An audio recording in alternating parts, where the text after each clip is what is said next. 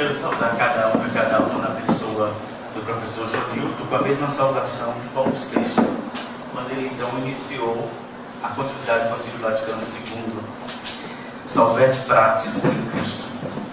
E assim eu externo a minha saudação e o meu agradecimento a todos. Para enfrentar então o tema proposto nesse segundo simpósio de teologia, onde vamos tratar sobre o novo modelo de igreja para o cristão de hoje, eu vos confesso que foi preciso debruçar verdadeiramente em cada vocábulo deste tema, porque ele é um tema provocativo e eu costumo dizer que ele é um tema sugênis. Porque não existe, na verdade, um novo modelo de igreja a ser apresentado para o cristão de hoje. Não existe. Porque o modelo da igreja sempre foi, é e será o nosso Senhor Jesus Cristo. É esse o modelo que tem que ser apresentado em todos os tempos. E então, a gente pega, olhando o concílio, e a gente então vê que na Lumen Gentium, número 2, já vai dizer: a luz do mundo, a luz dos povos é Cristo. E a sua luz resplandece no rosto da igreja para todos os homens, anunciando o Evangelho a toda criatura. Continua ainda o concílio dizendo: a igreja, ou seja, o reino de Cristo, já presente em mistério, cresce visivelmente no mundo pelo poder de Deus. E todos os homens são chamados a esta união com Cristo, luz do mundo, no qual vivemos, com quem vivemos e para o qual caminhamos. A Lumen Gentium vai apresentando a igreja como redil, como a igreja aquela que é a agricultura de Cristo, é a porta, é o campo de Deus. A igreja também muitas vezes chamada como construção de Deus, casa de Deus. A Jerusalém Celeste, nossa mãe. O catecismo traz outra figura, apresentando a igreja, portanto, como germe do começo do reino de Deus. Cristo, portanto, é a cabeça dessa igreja. É Ele que dá vida a este corpo. E aqui então a gente chega no ponto crucial do tema. Então eu quero propor, não uma mudança no tema, mas eu quero atualizar esse tema, vou dar um sentido a este tema. Não sugira uma mudança, mas que olhemos para ele com um sentido novo. E eu então quero acrescentar neste tema a palavra modo, modelo de presença. Então ficaria o novo modelo de presença da igreja para o cristão de hoje. Repetindo, não há outro modelo. A igreja é e terá esse modelo, Jesus Cristo. E aqui eu me recordo daquela passagem de Hebreus, onde diz: Jesus Cristo ontem, hoje e sempre. A igreja também, ela é a mesma ontem, hoje e sempre. Porque Ele é a presença, Jesus Cristo é a presença da igreja. E nós podemos então dizer que é o modo como a igreja se relaciona com o mundo que se pode mudar. Porque a sua identidade, ou a sua natureza, ela é essencialmente missionária. E a título de curiosidade, Padre Anchieta, que é jesuíta, encontrar nos escritos de Padre Anchieta, aqui no Brasil, essa expressão, a essência da igreja é missionária. Isso então foi tomado mais tarde de alguns teólogos. O teólogo Miranda, ele tem no seu livro Sociedade e Igreja, ele remonta essa ideia de que a essência da igreja, ela é missionária. E a missão da igreja nasce de Pentecostes, melhor. A experiência da igreja nasce na Santíssima Trindade que se revela. É Deus que envia seu Filho, e seu Filho então envia o Espírito Santo. Ele, Espírito Santo, então, é quem vai fazer com que a igreja se renove gradativamente no linear da história. Então, o Evangelho esse ano também vai nos dizer que a igreja é missionária, reforçando sempre essa dimensão missionária da igreja. Então, com esse introito, com essa introdução, nós só queremos então apresentar esse modelo de igreja e um novo modelo do modo de ser, da sua configuração missionária para o novo tempo.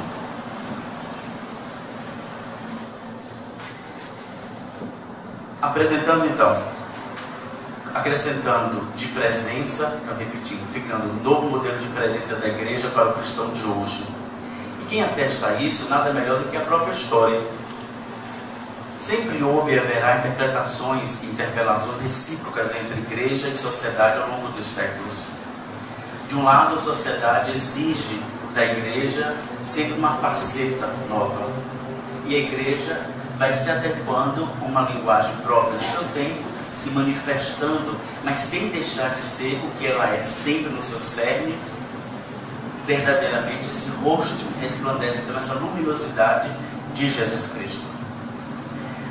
Na carta encíclica de Bento XVI, Íntima Ecclesia Natura, de 2011, assim diz o Santo Padre: cabe à igreja propor a caridade como serviço comunitário ordenado, organizado e articulado através das expressões institucionais.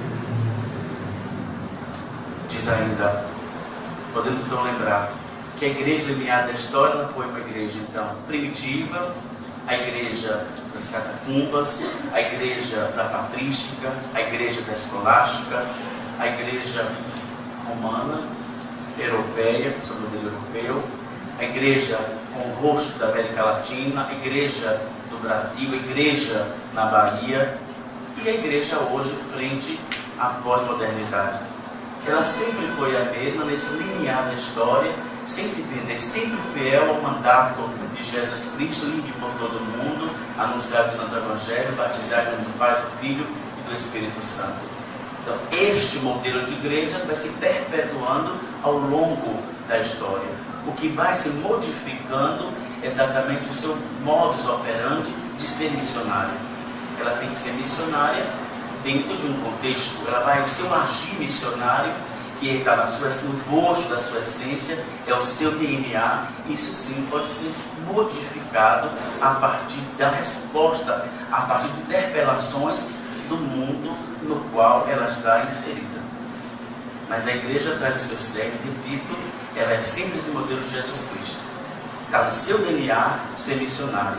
E o seu modo de operar a sua missão é, portanto, que vai se modificando na história.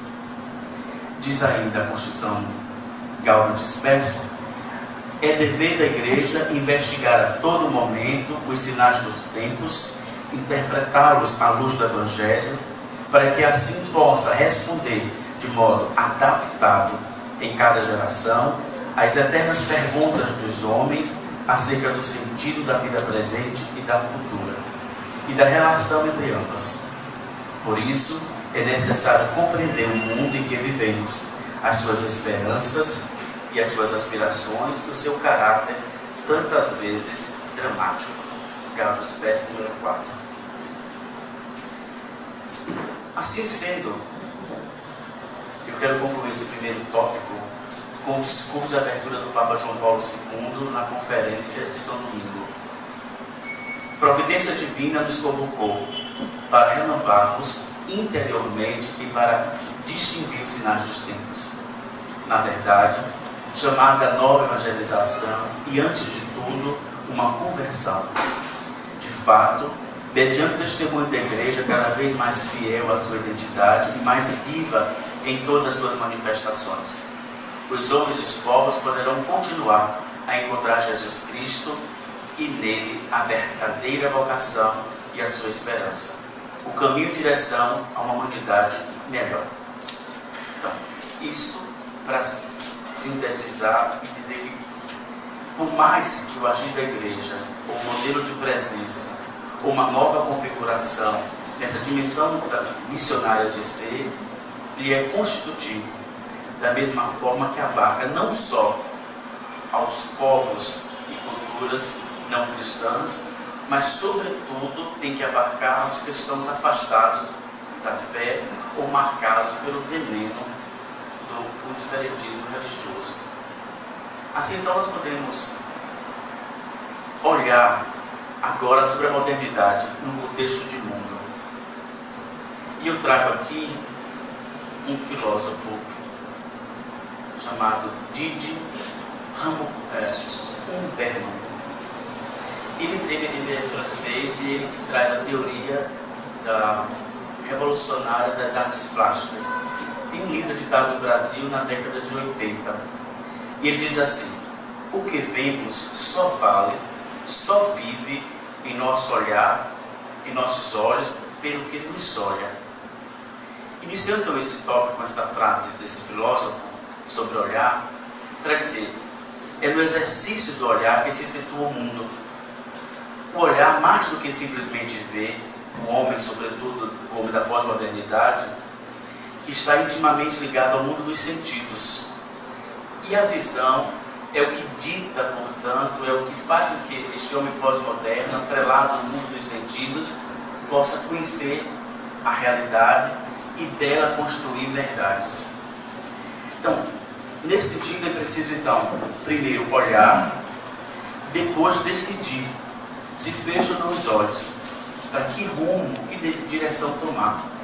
Da mesma forma que a igreja precisa, então, olhar, depois essa igreja, ela decide enfrentar a realidade, estabelecendo com ela um diálogo, oferecendo respostas às interpretações do mundo contemporâneo. Ela precisa olhar essa realidade moderna e decidir enfrentá-la à luz do Evangelho, sob o auspício do Espírito Santo. É isso que faz da igreja ser nova. É isso que faz da igreja um novo ser, como diz aquela canção de Zé Vicente, um novo jeito de ser igreja. É pela força do Espírito Santo que ela se renova.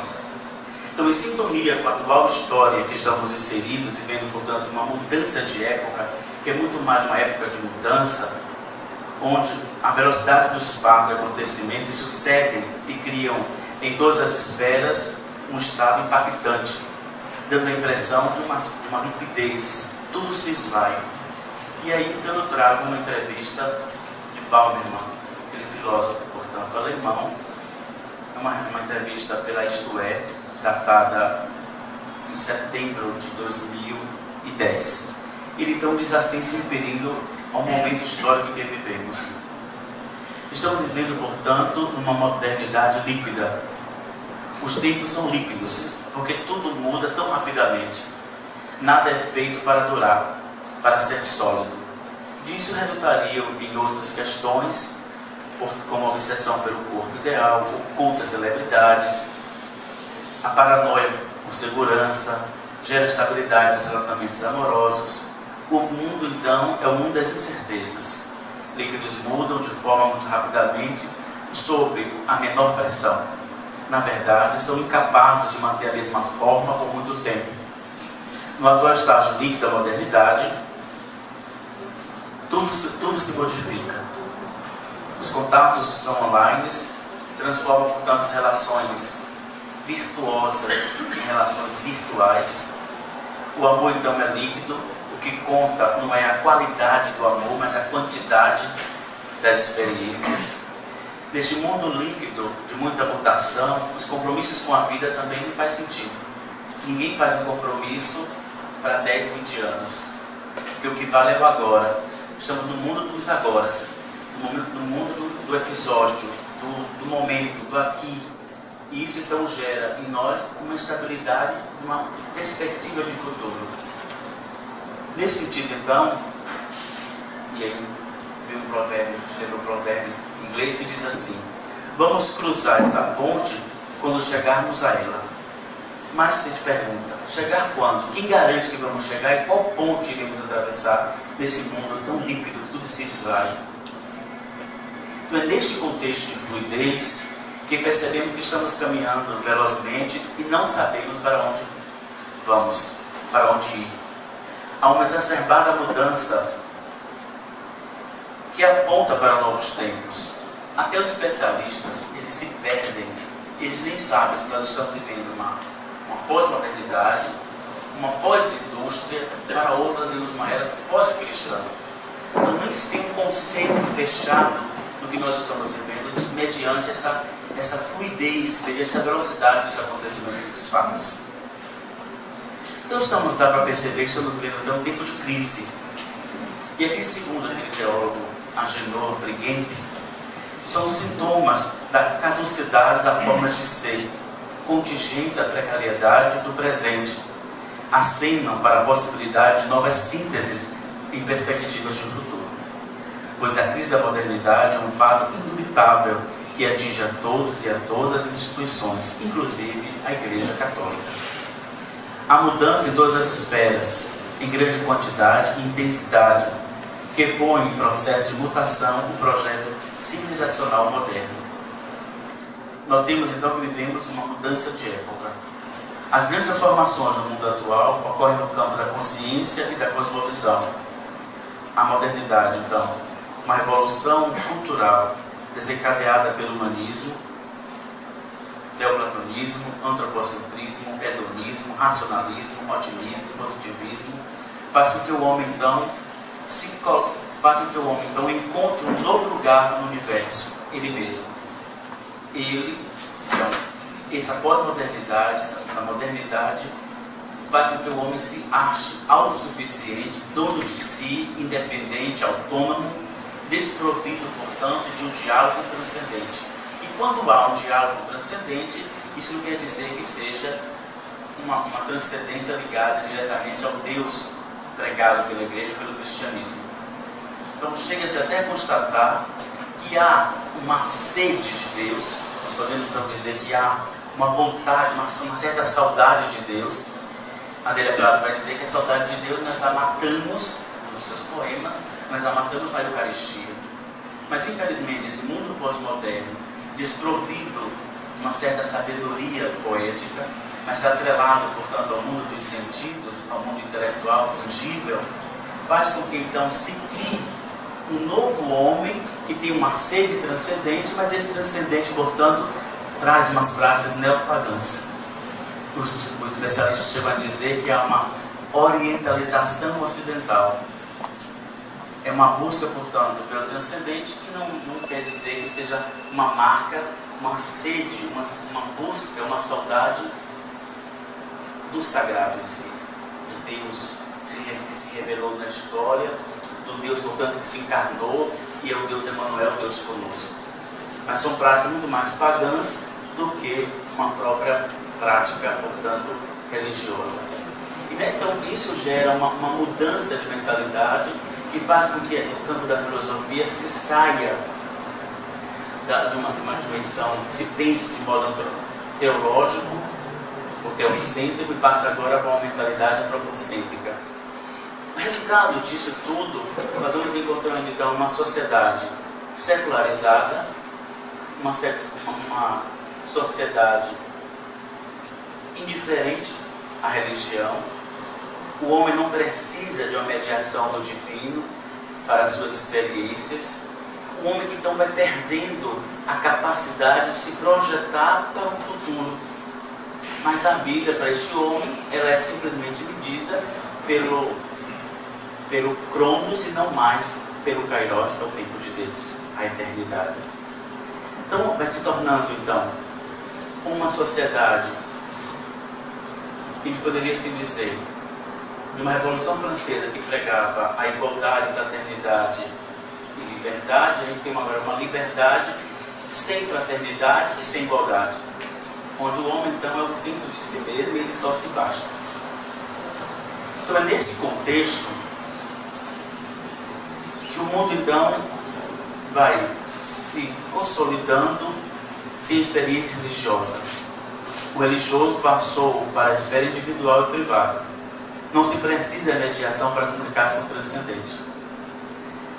A individualidade então, cada vez mais o homem vai se tornando sozinho, isolado.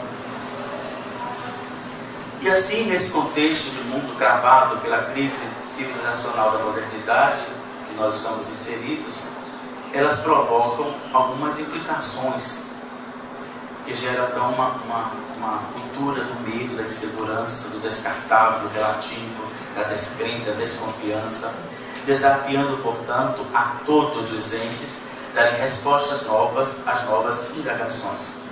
Ainda atesta o agitou, ou somos portadores de uma mentalidade de mudança, ou literalmente ficamos para trás, desafiados, portanto, pelo tempo, incapazes de compreendê-lo, de dialogar, de interagir, enfim, do poder de contribuir positivamente com ele. Em síntese, olhar sobre a realidade moderna com todas essas transformações nos faz constatar a dessacramentalização do Ocidente. Estamos navegando numa nau sem o capitão, em mares turbulentos, graças a profundas transformações oriundas da modernidade, gerando uma mudança drástica da época. Então, vamos agora analisar o perfil do cristão de hoje. Considerando a necessidade de um olhar mais atento e minucioso sobre a realidade brasileira, em vista de conhecer o perfil do cristão de hoje, tomemos como ponto de partida o censo de 2010. Pois a igreja não fecha os seus olhos diante do homem arrebatado pelo tsunami proporcionado pela mudança de época da modernidade. Ao contrário, ela foca o seu olhar à luz do Evangelho de Jesus Cristo, trazidos nas naus de Pedro Álvares de Cabral e pelo franciscano Frei Henrique de Coimbra, quando aqui celebrando a primeira missa, e assim a igreja então vai se instalando, buscando viver com fidelidade sua natureza missionária em solo brasileiro.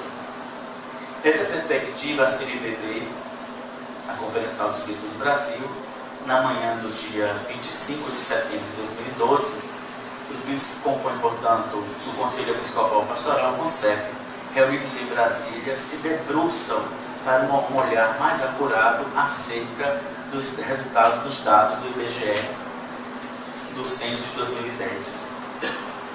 E assim, então, o resultado do censo nos diz, mostra o crescimento da diversidade de grupos religiosos no Brasil. A proporção de católicos seguiu a tendência da redução observada nas duas últimas décadas anteriores, embora permaneça majoritariamente. A pesquisa revela também que os católicos romanos e os grupos dos sem religião são os que apresentaram uma porcentagem mais elevada. Nós somos o estado que há um maior índice de protestante é Rondônia, e o estado mais católico é Piauí. Salvador também, 52% de católicos. Esse relatório apresenta Salvador como uma capital que está mais ou menos católica, porque está ainda uma porcentagem de diferença mínima. Então nós somos ainda 123 milhões de católicos declarados. Os protestantes já somam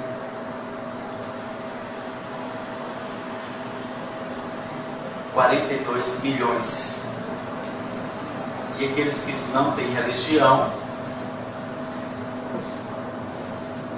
aumentando para 45 milhões. Então é o que preocupa a igreja hoje.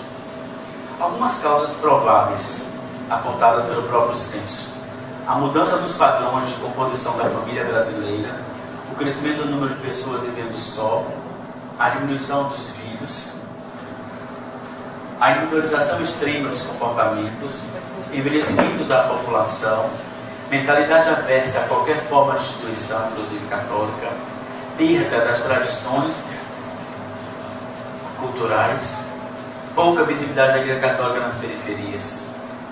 Então essas estatísticas então revelam que o querigma e a catequese que se realiza ainda ficam a desejar. Há uma crise na compreensão de igreja local, deve-se colocar então foco na igreja doméstica. Há uma aposta na igreja casa de iniciação, como catequese e iniciação catecumenal. Há uma aposta também na igreja lugar de animação bíblica na vida e da pastoral, com trabalhos efetivos de grupos bíblicos, com a prática da leitura orante da Sagrada Escritura, a Lexio Divina. A maioria dos católicos é nominal, apenas uma minoria é praticante. Os católicos divorciados ou os que vêm de matrimônio desfeito são sérios candidatos a mudarem de religião. A igreja não consegue acompanhar o crescimento demográfico, como por exemplo não se faz presente nos grandes condomínios. A defasagem da consciência eclesial dos bispos e a consciência eclesial dos padres. Isto faz com que os documentos do magistério, embora documentos sérios, documentos pertinentes, mas não alcançam os seus objetivos. Deve-se repensar a formação dos sacerdotes. O seminário deve ser um lugar propício para gerar homens apaixonados por Jesus Cristo e a partir dessa paixão, desse encantamento, também mudar a sua vida. É o que o documento de Aparecida nos diz, a conversão. Não apenas pastoral, mas uma conversão pessoal. Deve-se dar maior atenção aos evangelizadores. Ou seja, a igreja precisa confiar mais na ação dos leigos.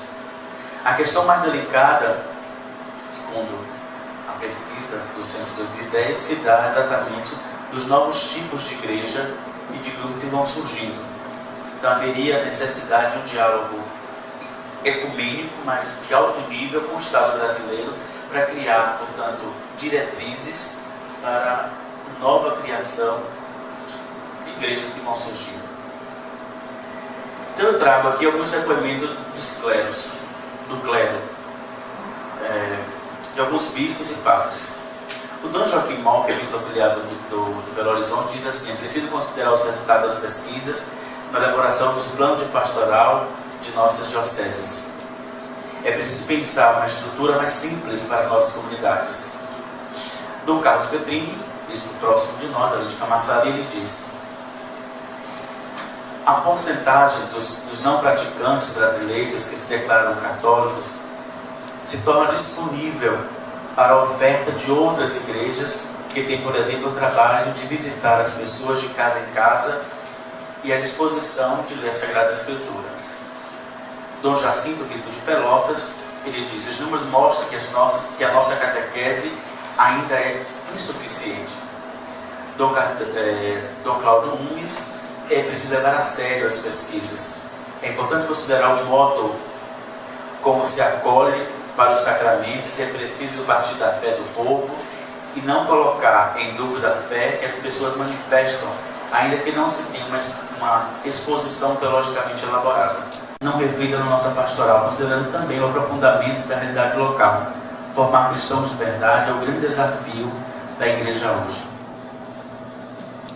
Dom Dimas Lara Barbosa, arcebispo de Campo Grande, e também presidente da Comissão Episcopal Pastoral e da Comunicação, ele disse: é preciso incentivar a secularização das paróquias, comunidade de comunidades, porque se considera que essa emergência puxa todas as outras apresentadas nas diretrizes gerais da ação evangelizadora da Igreja.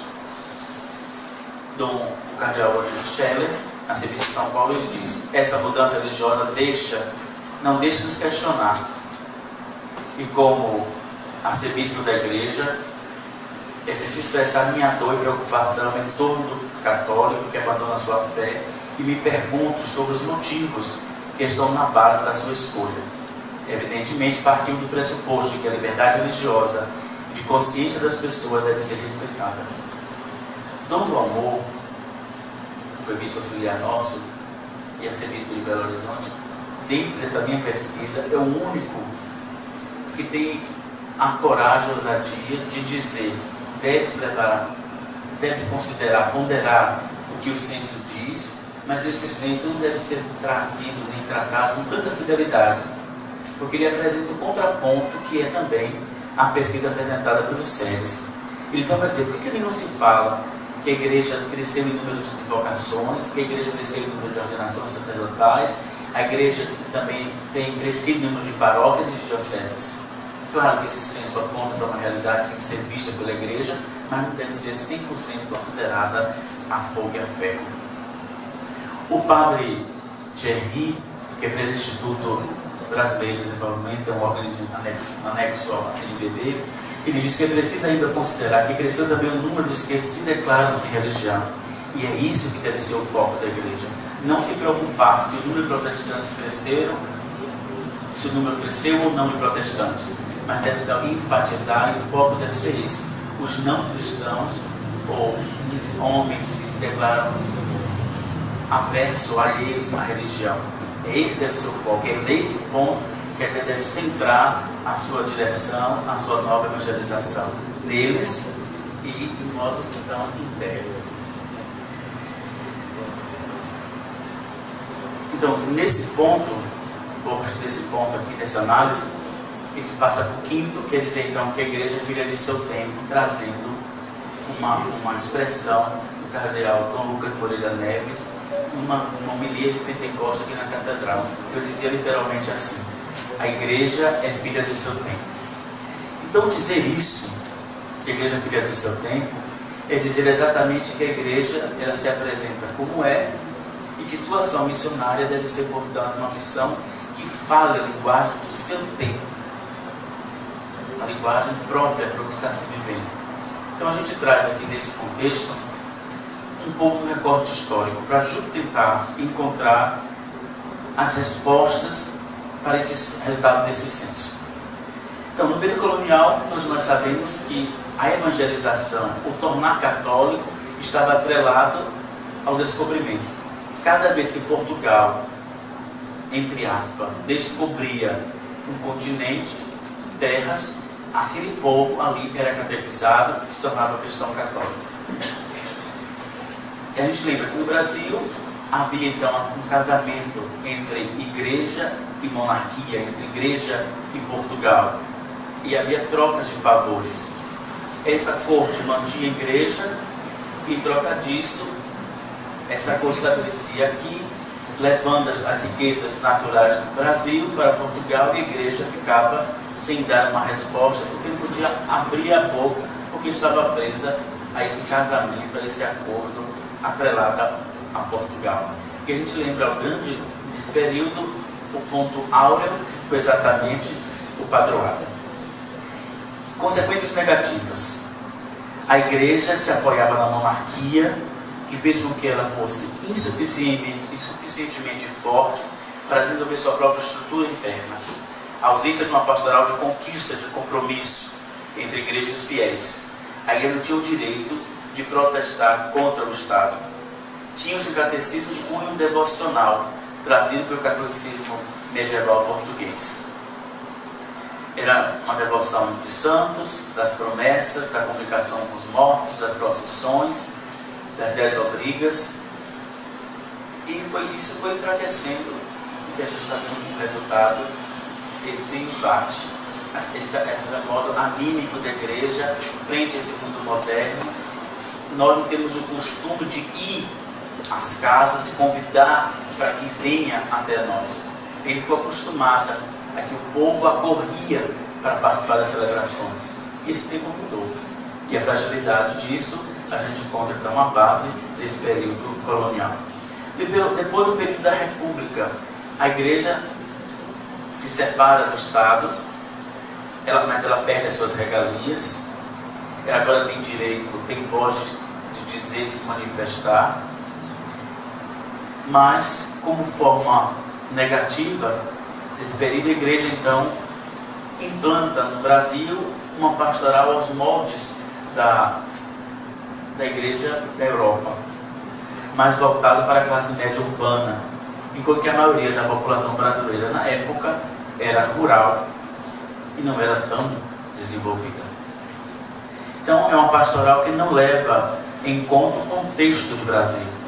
A igreja perde a influência e o prestígio frente à sociedade republicana, embora nessa época o cardeal Sebastião Leme do Rio de Janeiro era um homem de muita influência e tentava fazer a ponte entre igreja e república, mas eram expoentes que não conseguiu devolver a igreja esse prestígio.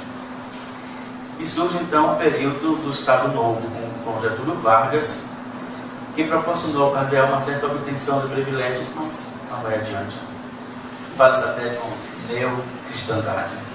Depois, é aquilo que nós estamos já vivendo, essa crescente cultura da modernidade. Tais mudanças acabam repercutindo no interior da igreja aqui no Brasil. Vive-se um tempo voltado para a necessidade de conquistas, a liberdade do indivíduo, de uma sociedade de corporações que lhe permite, a partir das conquistas econômicas, fazendo com que a sociedade se estruture em torno desse eixo do financeiro e do econômico.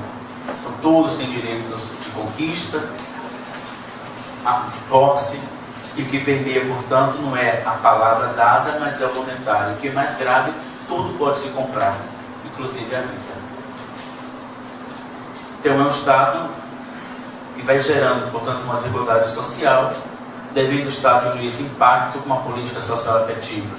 Nesse contexto, a sociedade é uma tendência em considerar os eventos sociais pela ótica do econômico, do lucro.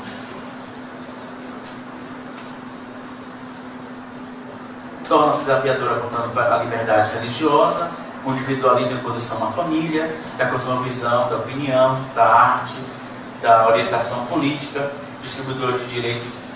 Existe então um clima de excesso de democracia, todos podem dizer o que quer, o que pensa, o que acha. Então essa sociedade apregoa de modo exacerbado a liberdade de cada um, que se configura numa sociedade pluralista. Se enfrenta hoje o problema como alcançar uma relativa homogeneidade. No passado, a igreja contribuía para isso, mas hoje o cristianismo é refutado. Então, pergunte-se, a quem compete essa tarefa hoje?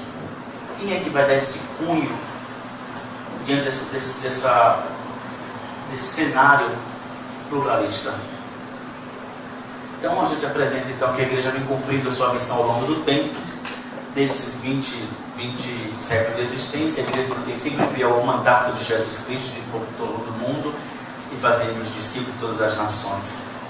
Tem vários modos, iniciativas, conquistas, instinto por parte dos nossos pastores, pelos papas, pelos bispos, pelas conferências episcopais, seja pelas mensagens, pelos discursos, por cartas apostólicas, encíclicas, declarações solenes, também com a participação de tantos leigos e leigas, dos sacerdotes, dos religiosos, enfim.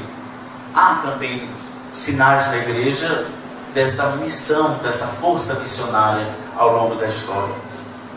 Podemos lembrar de Oscar Romero, de Irmã Dulce, de Madre de Calcutá, de Irmã Dorothy e tantos outros que deram a sua vida pelo anúncio, pela causa do Evangelho. Assim, então, tais iniciativas para trazer à tona as nossas consciências a vivacidade e dinamismo da igreja. Não é uma atividade que nasce na temporalidade do agora, atual, vigente, mas a partir de dados estatísticos. Você pode pensar que agora a igreja está acordando porque o censo nos apontou isso. Não, não é verdade pensar assim. Porque ao longo da história, a gente vai vendo o dinamismo da igreja. Então, trago isso então como documentos oficiais da igreja. O primeiro documento assim, que enfatiza a dimensão missionária da igreja é a Santa Lei Civitas de Leão XIII, depois Bento XV, com Máximo Lud, a Rerum Ecclesiae de Pio XI, Século Exuente de Pio XII, Evangelii Praeconis de Pio XII, Fidei Donum também de Pio XII, Príncipes Pastorum de João XXIII. Depois vem o próprio Concílio Vaticano II, que vai nos trazer esse grande apelo com seus documentos. Documentos pós-conciliares, Evangelii Nuntiandi de Paulo VI, Redentores Missio de João Paulo II, também encíclica Eslavorum Apostoli, os apóstolos eslavos de João Paulo II, a Redentores Homines de João Paulo II, o próprio Código de Direito Canônico, o atual de 83, em síntese, ele é o Vaticano II traduzido em uma linguagem jurídica. Então, a partir dos cânones 756 a 792, no livro 3º, título 2, vai trazendo, portanto, a dimensão missionária de forma jurídica. O próprio Catecismo da Igreja, nos números 772 a 780, 830 a 856, 857 a 870, vai falando de igreja mistério, igreja católica, igreja apostólica. Os documentos do episcopado americano e caribenho vai trazendo as conferências, as 5, mas de modo mais vibrante, mais visível, mais contundente. A conferência de Puebla, no México, em 79, a conferência de São Domingo, na República Dominicana, em 92, e claro, o atual, a de Aparecida, em 2007, aqui no Brasil.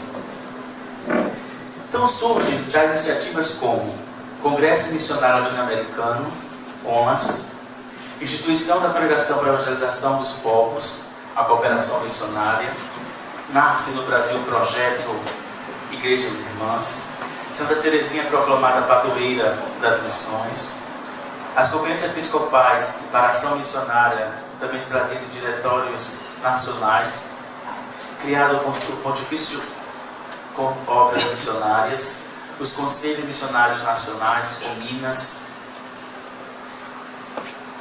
Bento XVI, em 2010, cria o Pontifício Conselho para a Nova Evangelização.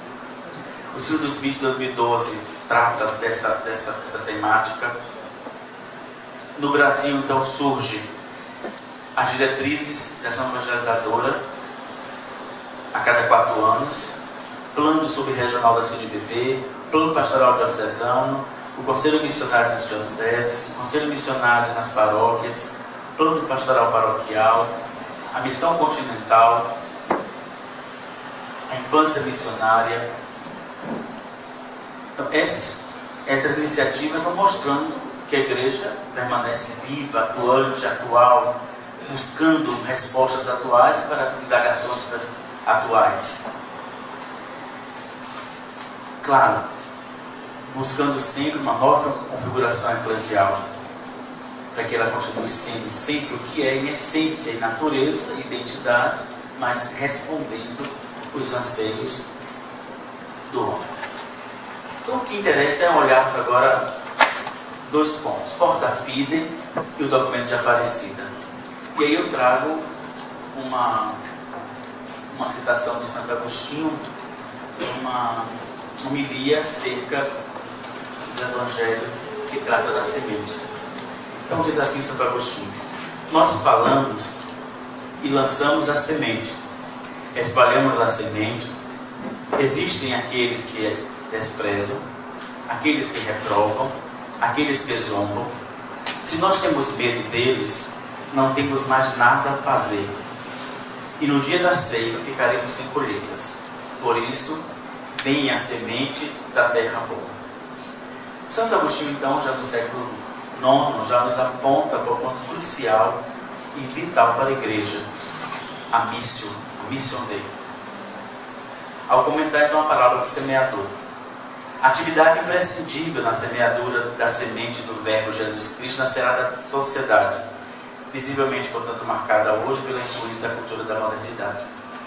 Neste último tópico, nosso olhar vai ser focado nos pontos mais pertinentes à realidade brasileira de hoje, com 2 implicações resultantes da cultura globalizada, pluralista e secularizada, diferente ao sagrado, tendenciosa, portanto, ao teísmo prático, ao individualismo, ao hedonismo, que favorece uma busca de Deus que satisfaça os interesses, um trânsito religioso e uma autonomia do homem, da razão, da cibernética, com a realidade midiática descompromissada com a verdade e com a ética. Nesse olhar geral sobre a sociedade brasileira, então, o que se busca, que a gente retoma o tema, é um novo modelo de presença, uma nova configuração, uma nova evangelização da igreja para o cristão de hoje. Isso a gente vai traduzir a partir dos documentos Porta Fidei e o documento de Aparecida. E assim a gente vai indicar pistas, ou dicas, ou caminhos viáveis para estabelecer corajosamente uma ponte dialogal, respeitosa, criativa e de fé, respondendo às indagações e questionamentos desafiadores no tempo atual. Que é a tarefa de quem? Da igreja. E ela, de forma corajosa, deve enfrentar e apontar e garantir o futuro. Caso contrário, estaremos condenados a repetir o passado num presente que se tornou obsoleto, como diz o teólogo Andrés Queiroga.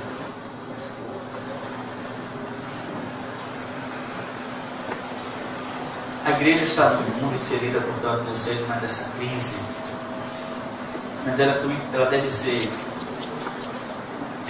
portadora de um olhar duplo.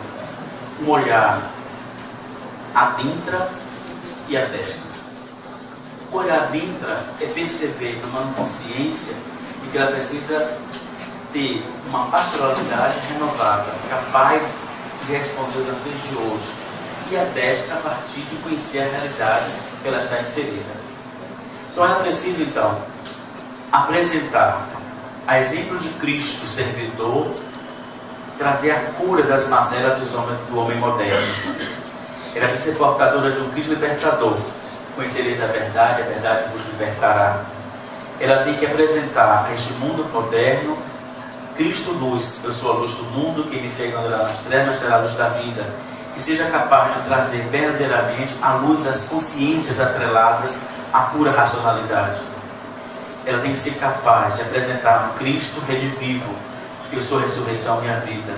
Quem crê em mim, mesmo que morra, viverá. Capaz de superar o sentido finito da vida humana e fazer-o desejar a vida eterna. Ela precisa apresentar um Cristo do encontro. E o Verbo tornou-se carne e arrancou sua tenda entre nós. Capaz, portanto, de suscitar no homem moderno o desejo ardente de fazer a experiência com a pessoa de Jesus Cristo. E capaz, sobretudo, também de sentir na mãe de Cristo: eis aí a teu filho, depois de seu discípulo, eis aí a tua mãe, a segurança, aconchego materno de Nossa Senhora e da Mãe Igreja. Então, aqui isso vamos ver o documento Porta Fide. No discurso inaugural de Bento XVI, a partir do sínodo, ele então, em 2012, ele vai dizer que, diante desses dois eventos, os 50 anos do Concílio Vaticano II e os 20 anos do Catecismo da Igreja Católica, se convocou o ano da fé não para honrar esses dois eventos efêmeros, mas porque ele já sentia, portanto, que havia o que ele chama de deserto espiritual. Esse deserto espiritual havia se avançado no mundo. E que era preciso, então, recobrar, fazer com que nós, cristãos católicos, filhos dessa igreja, que é, portanto, filha do seu tempo, pudéssemos, então, redescobrir o valor da fé. Colocar, portanto, a fé, não na evidência de uma mídia, mas na evidência nossa, no nosso coração, filhos dessa igreja. E ele então, ele diz, é importante reavivar na igreja aquele desejo ardente que se teve no concílio de anunciar novamente Cristo ao homem contemporâneo. Já o Dom Rino Fisichella, que é o presidente do Conselho para a Nova Evangelização, me diz, numa coletiva à imprensa do Vaticano: quando a fé, antes de tudo, pretende sustentar a fé de tantos crentes que, cansados do cotidiano, não cessam de confiar com convicção e coragem a própria existência do Senhor Jesus. Então é notoriamente visível que há uma preocupação com a crise de fé. Ela é uma expressão dramática de uma crise antropológica que deixou o homem autônomo, autossuficiente, e por isso hoje encontra-se confuso, sozinho, à mercê de forças que nem sequer conhece ou não se há uma identidade, sem meta ele fica, sem direção da sua existência. Quando a fé pretende ser um percurso para a comunidade cristã, oferece a tantos que vivem com saudade de Deus. O cardeal William Levada, prefeito da Missão Doutrina da Fé, oferece então iniciativas, conforme o documento Nota de Indicações Pastorais para o Ano da Fé, no dia 6 de janeiro de 2012. Ele apresenta indicações no âmbito da Igreja Universal, das conferências episcopais, paróquia, diocese e paróquias. No âmbito da Igreja Universal, ele aconselha: encorajai com Marias e os fiéis a São Pedro, a ser apostólico lá em Roma. No decorrer do ano, convidar os fiéis a uma especial devoção a Nossa Senhora, que é a figura da Igreja, organizar romarias aos santuários, motivar os jovens a participar e experimentar a jornada da juventude com a alegria que provém da fé de Cristo, promover iniciativas ecumênicas, promover a unidade dos cristãos, no âmbito das conferências episcopais, que se republique os documentos do Concílio Vaticano II e do Catecismo da Igreja, pede ajuda aos teólogos nessa republicação, fazendo subsídios de divulgação por temas pertinentes ao longo da fé. No âmbito das dioceses, faça a celebração da abertura e conclusão do ano da fé. Cada bispo escreva uma carta pastoral recordando a importância do Concílio Vaticano II e do Catecismo da Igreja. Seja mais organizado momentos catequéticos e de formação. Os bispos incentivam os padres à celebração penitenciais para se pedir perdão a Deus, particularmente pelos pecados contra a fé. No âmbito das paróquias e comunidades, associações e movimentos, faça os movimentos pós-celebração, haja formação e capacitação nos seminários, nos leigos, crie fóruns teológicos, porque o São Pedro está fazendo isso, graças a Deus. As homilias sejam bem preparadas,